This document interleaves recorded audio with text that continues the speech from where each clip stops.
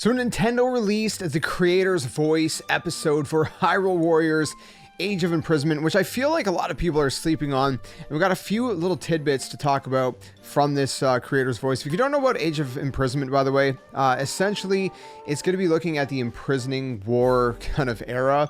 We got some flashbacks to that era in Tears of the Kingdom, but it's essentially, you know, where the original Ganondorf kind of came against the early Hyrules, if you will. Again, this is going to be exploring it a little bit more, and it seems that it's going to be more focused maybe on Zelda as her character, and then of course all of the kind of other characters surrounding her, such as, you know, the four masked sages from Tears of the Kingdom, and the two main was the King and the Queen, which I'm drawing a blank on their names at the time. Now, if you never played a Hyrule Warriors game, it's kind of like a hack and slash game. It's not your standard Zelda game, but it's fun, very addicting kind of gameplay, and, you know, really cool that they're just kind of, you know, adding all of that extra story that is canonical. You know, Age of Calamity was canonical as well. Age of Imprisonment is also going to be. So it's really cool. So if you want some kind of more story and lore from kind of back then, you can kind of experience that through this game. Another thing the developers noted is that with the power of the Switch 2,